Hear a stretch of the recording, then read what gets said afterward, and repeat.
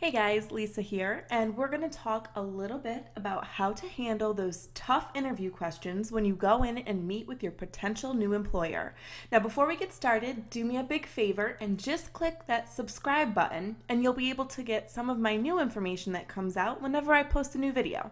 All right, so let's get started. First question. Tell me a little bit about yourself. You've probably heard this question before in interviews, and it can be very daunting. It is a very open-ended question, but some things I can guarantee you that your employer doesn't really care about is those personal details. So you should really keep this answer professional. Think about it before you go in. What do you want to portray? So maybe you should make a 2 to 3 sentence answer explaining, what you've done in the past, why you're interested in this job, and maybe some education that you have. For example, your answer could be, well, I've worked in the food service industry for about 4 years now. I've held positions all the way from server up to assistant manager, and I am looking to continue in that career path. I have a culinary arts degree from my local college, and I would love to, get some more certifications in the field. So that's just a really quick and concise way to kind of answer who you are and what you're looking for. Let's move on. Next question, what is your biggest weakness? This is another question that can be a little bit scary for some job seekers.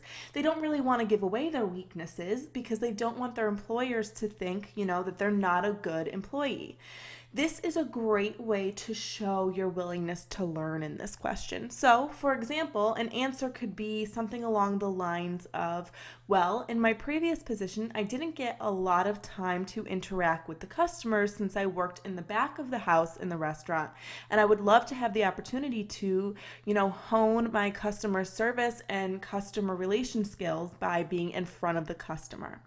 This does not admit to any weakness. It just shows where you have areas for improvement. So you don't have to, say that you have a weakness in organization or you have a weakness in, not being able to get the job done on time. You can just talk about your areas of improvement that you are seeking. Next question. What did you dislike most about your previous job? The biggest advice I can give you on any job interview is never to complain about a previous job, a previous position, or a previous boss or anyone in previous management above you.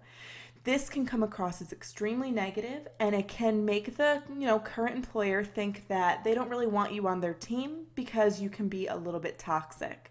So when you are asked a question that can get you, in some potential hot water or, make you look negative, you need to spin it. So if you get a question like this, you can answer, almost kind of like you did with the weaknesses. Talk about areas of improvement. You can say something along the lines of, well, what I didn't like about my last or most previous job is that I wasn't able to really use my education in the role, and I would love to have a position where I can utilize that more and also grow on that knowledge. So that's just a kind of a good way to spin the question instead of just saying, oh, well, I didn't like my coworkers or I didn't like my hours or anything like that. All right, next question. Tell me about the worst boss you ever had. Again, as I just mentioned to you, you do not want to complain about previous bosses, coworkers, nothing. So what you can say is, well, I've learned from my past bosses that I definitely have a management style that I work well with, and that management style is usually one that is very rewarding to a good job and also is able to produce constructive criticism. So I don't really have, a worse boss. I've just found out throughout my work history what works for me and what doesn't. Again, you're never pinpointing someone, and you're never really making yourself look negative. And that's it, guys. Thanks so much for listening to me, and be sure to subscribe to my YouTube page, and we will see you next time.